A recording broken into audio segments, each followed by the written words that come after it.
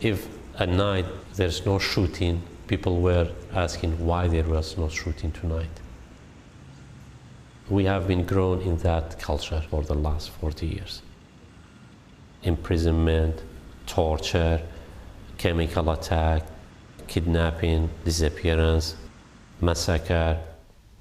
There is no Iraqi family having had one member or more, or one neighbor, or one of their kids, son, father, parents, have not been passed through one of those traumatic events.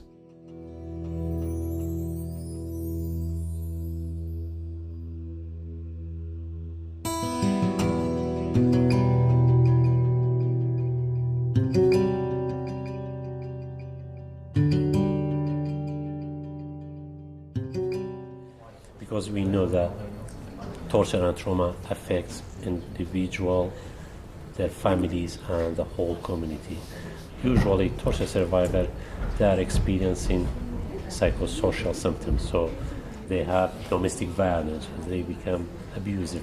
But family members should understand that these are the negative coping mechanisms they are experiencing. Basically, we are providing holistic approach, client-centered approach. Take one member of a society, torture him or her, send him back to the society. It's as if you torture all the society.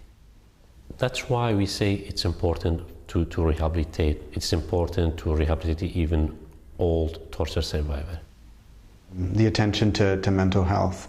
I think it's, in the human rights field, I think it's one of the most neglected areas. That's why it's important to realize that even those who have been tortured some years ago, still the effect is ongoing.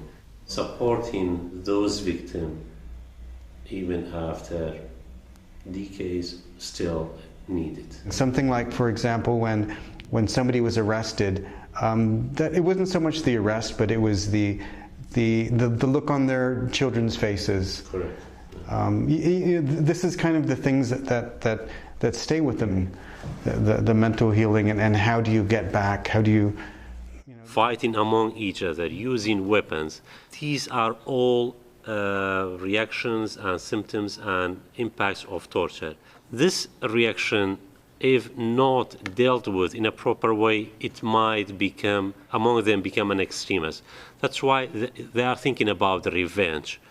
I would say even rehabilitation by itself, it's rehabilitation, and at the same time, it's having impact on prevention. So when the UN understand it's a long process and the impact might come in a long period. What you do on the ground is one of the nearest points of the human rights mechanisms to reality. We are getting training from experts, and we are continuously delivering our training to others. Is this a challenge or a benefit for the exchange of experiences? Well, actually, it's both. It's a challenge because you have to develop or to adapt to the specific context, which is usually not easy. And it's a benefit to have a support from UN. It reassures the beneficiaries that our center is not affiliated with any parties or with the state. They might have been tortured by state. And that center make beneficiaries to be assured that they are going to a safe place.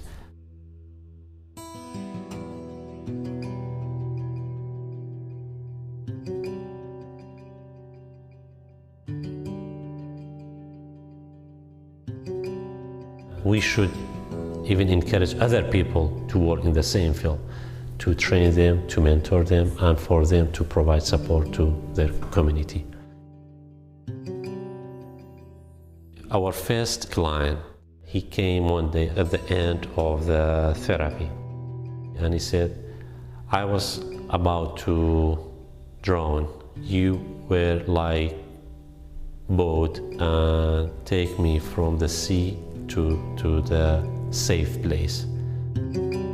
We feel that our work is worth.